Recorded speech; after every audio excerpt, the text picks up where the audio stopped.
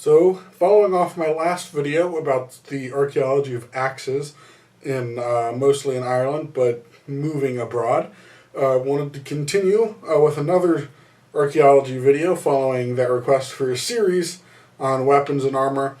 And this time I'm focusing on Ireland again, but I was going to talk about helmets. Now, if you looked into Irish arms and armor, you might be aware that there are actually no archaeological records of helmets. And this does sort of go in with the theory that the Irish didn't really use armor at all until it was introduced by the Vikings or possibly later by the Anglo-Normans. But again, literary descriptions put helmets a lot earlier, and certain early historians, such as Joyce, who wrote the social history of ancient Ireland, really just sort of, they assumed that the helmets were still a part of warfare based on these literary descriptions. He speculated that these might not have been iron helmets, because again, the later descriptions of armor in the early times indicated leather, such as Cullen's battle harness and the Tomba Colunge. It was layers of leather and cloth, so he speculated that they would have had probably a leather helmet, possibly with some bronze or iron reinforcements. And of course, as the Irish had more contact with the Romans, with the native British, with the Anglo-Saxons, metal helmets would have become more common. And while we don't have the archaeological evidence of helmets, in that we don't have any helmets, we actually do have some archaeological evidence for helmets existing. And these are from statues. So the first statue I'm going to talk about is the Tanger Idol, or possibly the Tanger, either the Tangeree or Tangeree. I've seen it spelled with and without that E, so I'm not sure what the proper spelling is.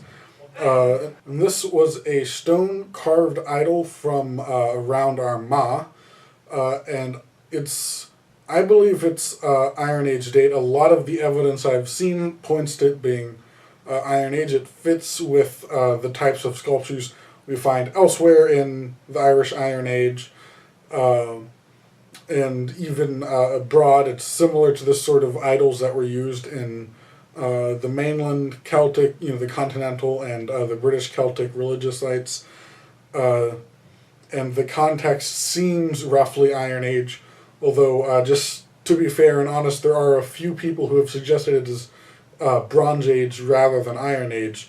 Here I'm assuming it's sort of that late Iron Age or just general Iron Age context. But again, it's possibly earlier. And while that sort of straight nose does fit the classic sort of archetypal form that this sort of Irish sculpture takes, what's interesting is that it has a very thick brow band that goes across the face. Or I say brow band, perhaps that's sort of leading you into my conclusion. But anyways, it has this thick line that the nose is attached to, which runs the sides of the face until you reach the end of the sculpture there, which seems similar to the sort of brow bands we see in helmets, where you have the nasal attached to the brow band and then the cap made of separate pieces, which fits sort of these late antique and early medieval helmet types. So some people have speculated it could be some sort of helmet like that. And again, this figure would be a helmeted or headdress wearing figure. Because of the nasal, most people have gone with a helmet rather than just a straight headdress, because the nasal seems to be much more of a helmety thing based off of other things we've found.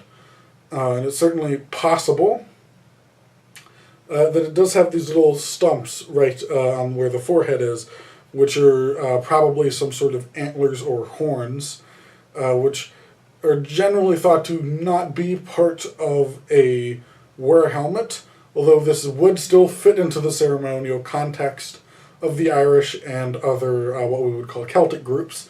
So there's the Cork Horns, which I made a video discussing out when I actually saw them in the Cork Public Museum, are thought to have gone on some sort of helmet or headdress, and are very similar to the Waterloo helmet, which most of you have probably heard of.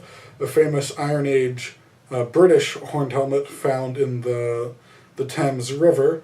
And there's some discussion about whether that should be considered a helmet and not sort of a bronze headdress, basically whether or not it was appropriate for war.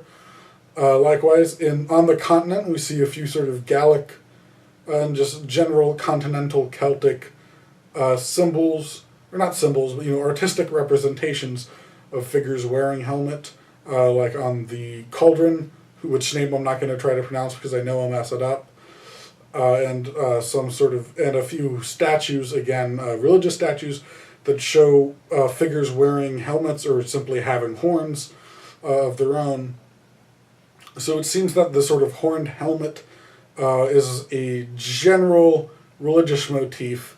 I've heard that there are a few archaeological finds out there of horned helmets in Gaul, like existing. Again, I don't want to use helmet because they may not necessarily be a martial context. It could be something ceremonial. But while I was looking around for information, I couldn't find any images of them or any detailed archaeological descriptions. Just a few websites saying, "Yep, they've been found." So I would take that with some salt, though, since I couldn't really find anything more concrete. If you do know anything about them, please leave them in the comments. And there's also this figure from Bala Island, which does, again, seem to be helmeted. This figure, the carvings are a lot shallower than on the Tanger Idol, which means that it's worn pretty well, so it might not look very clear. But if you look on the side, you'll see a carving that comes around the eye and then down the cheek and back up. On one side, the other side is much more weathered, so you can't make it out as clearly. But it appears to be very much like the cheek plate to a helmet. And indeed, the early descriptions describe him as a figure wearing either a helmet or a headdress. So this figure seems to be, again, another helmeted figure. So again, a nice concrete example. This does seem to be more martial. Like I said, there's no horns, which seems to be a classic sort of religious motif for the Celtic groups, or horns on their religious and ceremonial objects. So it's possible that this figure is just a warrior, possibly a big man, a chieftain or a king, but seemingly, but possibly something more normal, not a divine figure, basically, wearing a helmet.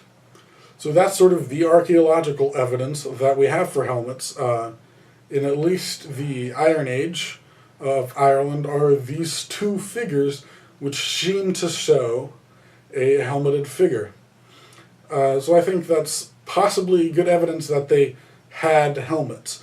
Whether they were common is another thing. It might not have been common. Your average warrior might not have afforded a helmet, but your chieftains and your kings and some of the richer professional warriors may have. But whether but again, because they seem so rare in both literary descriptions and artistic representations of warriors, I would argue that we shouldn't say that helmets were common in Ireland, but they would have been probably, based off of the literary and these archaeological evidences, at least in the elite warriors, something that the Irish had.